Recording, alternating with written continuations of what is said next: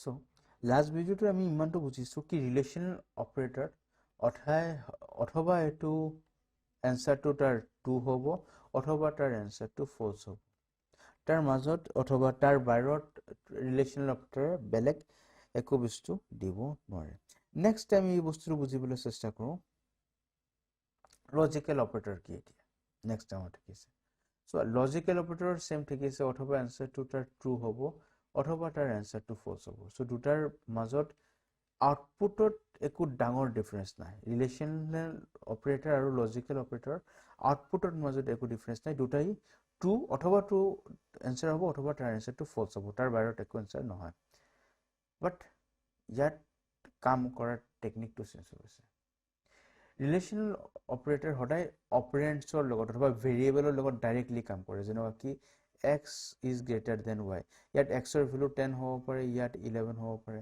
অথবা ইয়াত 11 হ'ব পাৰে ইয়াত 10 হ'ব পাৰে অথবা xৰ ভেলু ইয়াত 100 হ'ব পাৰে ইয়াত 200 হ'ব পাৰে anything might be any value ইয়াত হ'ব পাৰে xতো এনি ভেলু হ'ব পাৰে yতো এনি ভেলু হ'ব পাৰে মানে ক'ব নোৱাৰিছোঁ কিমানটো কি বাট লজিকেল অপাৰেটৰে কি বুলি কি কৈ আছে ৰিলেশ্যনেল অপাৰেটৰে কৈ আছে কি মই অপাৰেণ্টৰ লগত কাম কৰিম মই কাৰ লগত কাম কৰিম অপাৰেণ্টৰ লগত অপাৰেণ্ট বাট লজিকেল অপাৰেটৰে কি কৈ আছে লজিকেল অপাৰেটৰে কৈ আছে কি মই কণ্ডিশ্যনৰ লগত কাম কৰিম কাৰ লগত কাম কৰিম কণ্ডিশ্যন তাৰমানে লজিকেল অপাৰেটৰৰ কাম কি লজিকেল অপাৰেটৰৰ কাম হৈ গ'ল এটাৰ পৰা বেছি ৰিলেশ্যনেল অপাৰেটৰত একেলগত লগ কৰাই দিয়া মানে ছাপ'জ ইটোক ই দুটা সাপোজ ইয়াত এটা এনসার দিয়ে ট্ৰু অথবা ফলস দিব অথবা ই এনসাৰটো দিব ট্ৰু আৰু অথবা ফলস দুটা এনসাৰ বেলেগ বেলেগ দিয়ে ইটোৰ কাৰণে এনসাৰ বেলেগ ইটোৰ কাৰণে এনসার বেলেগ এতিয়া মই যদি দুটা একেলগত মিলাই কিনে মোক যদি এটা এনসার লাগে কেনেকুৱাকৈ কৰিম সো দুটা একেলগত মিলাই কিনে এটা এনসাৰ আমাক কোনে দিয়ে আমাক ইয়াত লজিকেল অপাৰেটৰ লাগি যাব আৰু এই লজিকেল অপাৰেটৰটোক আমাক এনসাৰ এটা এনসাৰ দিয়ে মানে দুটা এনসাৰক এটা এনসাৰ দিব মানে অথবা ট্ৰু হ'ব অথবা ফলস হ'ব এটা যদি বুজি পোৱা নাই আমি বুজিম এতিয়া এট জেড হ'ব মানে ম্যাথমেটিক্সত সাপোজ চোৱা x is greater than y and y is greater than z এইটো বাট প্ৰগ্ৰামিঙত আমি এনেকুৱাকৈ লিখিব নোৱাৰিম ঠিক আছে তাৰ মানে ইয়াত আমি ইমানটো বুজিছো কি y ৰ ভ্যালুটো x আৰু z ৰ মাজত হ'ব লাগিব মানে এইটো যদি 10 হৈ যায় আৰু ইটো যদি মই যদি 1 দিছো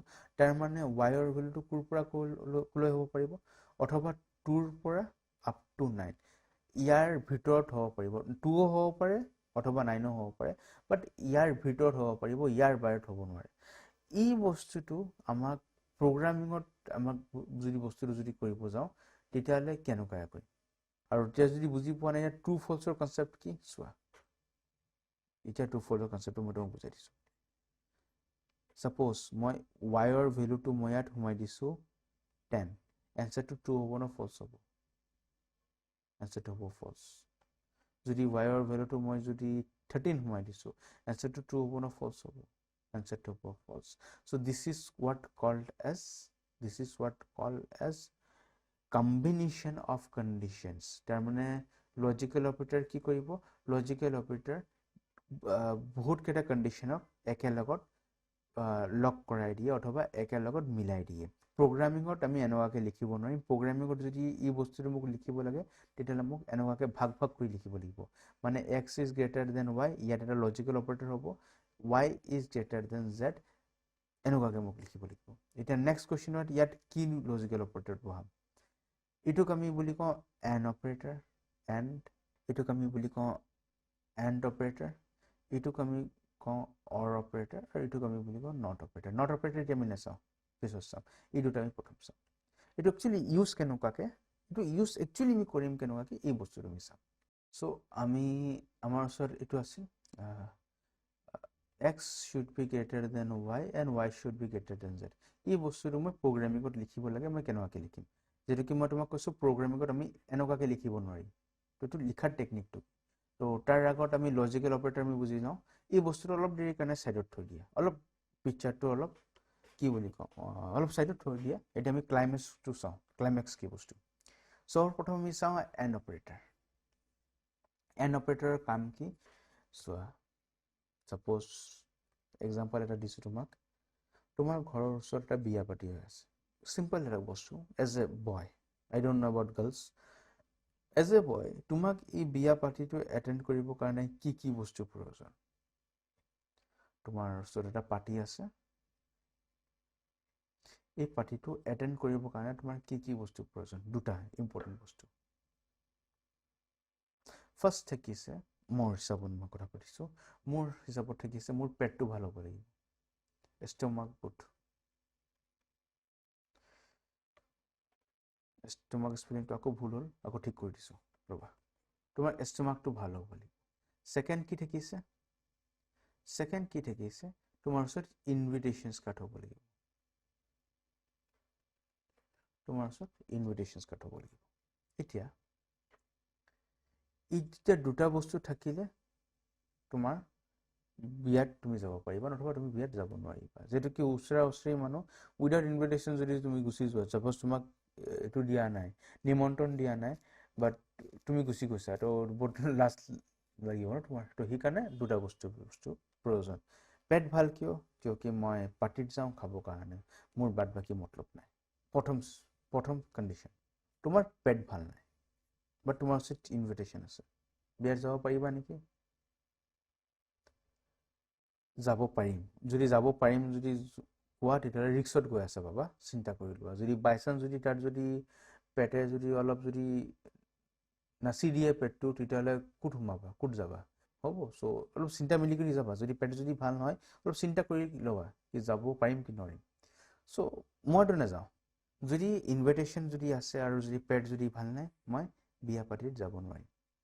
এতিয়া চিনটো চেঞ্জ হ'ল, ছাপ'জ 2 নম্বৰ চিন, তোমাৰ ওচৰত পেট ভাল আছে বাট ইনভিটেশ্যন কাৰ্ড নাই, চেম, যাব নোৱাৰিবা, লাজ লাগিব। 3 নম্বৰ, তোমাৰ ওচৰত পেটটোও ভাল নাই, ইনভিটেশ্যনছ কাৰ্ডো নাই, তেতিয়াও যাব নোৱাৰিবা। তাৰ মানে কি হ'ল, তোমাৰ পেটটোও ভাল হ'ব লাগিব, ইনভিটেশ্যনছ কাৰ্ডটো হ'ব লাগিব, তেতিয়া গৈ কিনি তুমি বিয়া পাৰ্টিত যাব পাৰিবা, নতুবা তুমি বিয়া পাৰ্টিত যাব নোৱাৰা।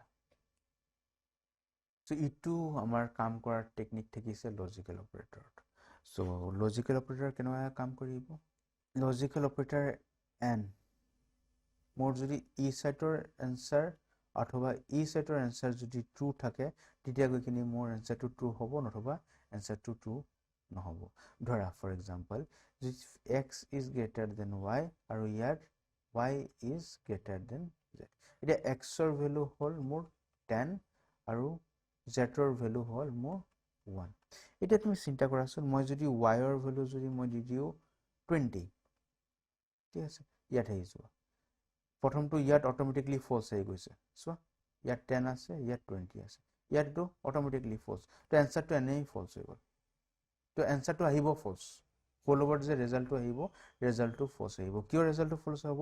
মনত থ'বা, লজিকেল অপাৰেটৰৰ কাম কি, ইয়াত যদি পাৰ্টিকুলাৰ এনচাৰ মোৰ আহিছে ফল্ছ, আৰু মই যদি ইয়াত যদি যাওঁ, ইয়াত পাৰ্টিকুলাৰ এনচাৰ আহিছে ট্ৰু, তো লজিকেল অপাৰেটৰৰ কাম কি? লজিকেল অপাৰেটৰৰ কাম হ'ব কি, দুটা ডিফাৰেণ্ট ভেলু মানে ফল্ছ আৰু ট্ৰুক একেলগত কৰি কিনে এটা ভেলু দিয়া। যদি এণ্ড যদি থাকিছে, এণ্ড অপাৰেটৰে কি বুলি কৈ আছে, ই ছাইডতো ট্ৰু হ'ব লাগিব আৰু ই ছাইডতো ট্ৰু হ'ব লাগিব। তেতিয়া গৈ কিনে মই ট্ৰু দিম, নথবা মই ট্ৰু নিদিওঁ, মই সদায় ফল্ছ দি থাকিম। তাৰমানে ইয়াত ফল্ছ আহিছে আৰু ইয়াত ট্ৰু আহি গৈছে, বাট যিটো কি এটা ফল্ছ আহিছে, মোৰ এনচাৰটো আহি যাব ফল্ছ। মানে দুটা ডিফাৰেণ্ট ৰিজাল্টটো একেলগত কৰি কিনি মোক এটা এনচাৰ দি দিয়া হ'ল। এইটো হৈ গ'ল কাম লজিকেল অপাৰেটৰত।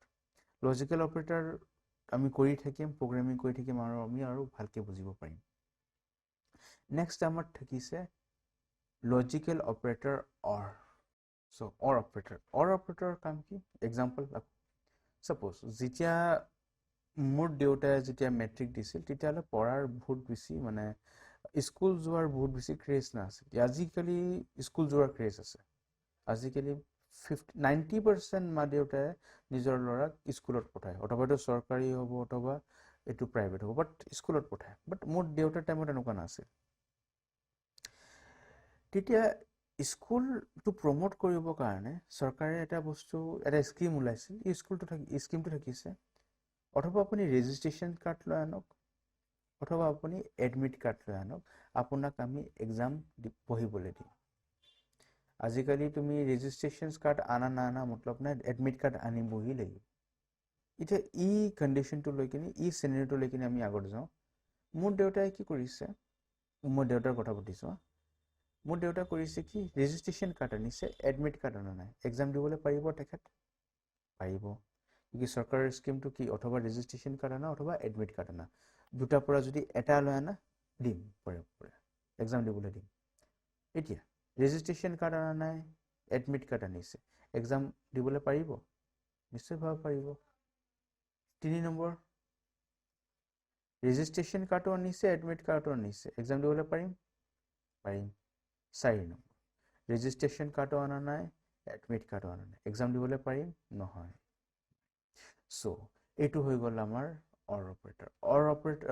অৰ অপাৰেটৰৰ কাম কি থাকিছে, চেম, দুটা ভেলুক একেলগত মিলাই দিয়া। মানে ইয়াত এক্স আগৰ বস্তুটো মই লৈ লওঁ, X is greater than Y or Y is greater than Z, মই এই বস্তুটো লৈছোঁ। এতিয়া ইয়াত মই এক্সৰ ভেলুত দি দিওঁ 10 আৰু জেডৰ ভেলুত দি দিওঁ কি আছিল 1। এতিয়া ছাপ'জ মই ৱাইৰ ভেলু মই দি দিছোঁ 20। চ' ইয়াততো ফলছ আহিছে, কিয় ইয়াত 10 আহি গৈছে, ইয়াত 20, অট'মেটিকলি ফলছ। আৰু ইয়াত কি আহিছে, ইয়াত 20 আৰু 1, তাৰমানে এইটো আহি গৈছে ট্ৰু। তেতিয়াহ'লে যেটুকি মাজত অৰ অপাৰেটৰ আছে, মোৰ এনচাৰটো কি আহি যাব, ট্ৰু আহি যাব। চ' এইটো থাকিলে প্ৰব্লেম অৰ অপাৰেটৰৰ। প্ৰব্লেম বুলি কওঁ কি, এইটো ৱৰ্কিং টেকনিক হ'ল অৰ অপাৰেটৰত। অৰ অপাৰেটৰত এইটো হৈ গ'ল আমাৰ ৱৰ্কিং টেকনিক। মানে অথবা ই চাইডৰ পৰা ট্ৰু আহিব লাগিব, অথবা ই চাইডৰ পৰা ট্ৰু আহিব লাগিব, তেতিয়া গৈ কিনে এনচাৰটো মোৰ ট্ৰু হ'ব, অথবা মোৰ এনচাৰটো কি হ'ব, ফলছ। অথবা যদি ইটোও যদি মোৰ ফলছ থাকিছে আৰু ইটোও যদি মোৰ ফলছ থাকিছে, তেতিয়াহ'লে মোৰ এনচাৰটো কি আহিব, ফলছ। এলছ মোৰ এনচাৰটো সদায় ট্ৰু থাকিব। এটা বস্তু মনত থোৱা, যেতিয়া তুমি এন ইউজ কৰিবা ন, লজিকেল এন যেতিয়া ইউজ কৰিবা, তাত ফলছ অহাৰ প্ৰবেবিলিটি বহুত বেছি থাকে। আৰু যেতিয়া তুমি লজিকেল অৰ ইউজ কৰিবা, তোমাৰ ট্ৰু অহাৰ পচিবিলিটি বহুত বেছি থাকে। So' this is normal phenomena of AND, logical AND আৰু লজিকেল অৰ ইম্পৰ্টেণ্ট বস্তু, বহুতেই বেছি ইম্পৰ্টেণ্ট বস্তু ই লজিকেল অপাৰেটৰ আৰু ৰিলেশ্যন অপাৰেটৰ। চ' লজিকেল অপাৰেটৰৰ কাম কি, লজিকেল অপাৰেটৰৰ কাম থাকিব ডিফাৰেণ্ট ৰিলেশ্যনেল এক্সপ্ৰেশ্যন অথবা ৰিলেশ্যনেল কণ্ডিশ্যন, যোনটো বেলেগ বেলেগ ৰিজাল্ট দিয়ে, এই ৰিজাল্টটো ইউনিফাই কৰি দিয়া, মানে এটা কৰি কিনি মোক এটা জেনেৰেল অথবা এটা ছিংগল এনচাৰ দিয়াৰ কাম থাকিব লজিকেল অপাৰেটৰৰ। চ' আজিৰ কাৰণে ভিডিঅ'টো ইমানটো, থেংক ইউ।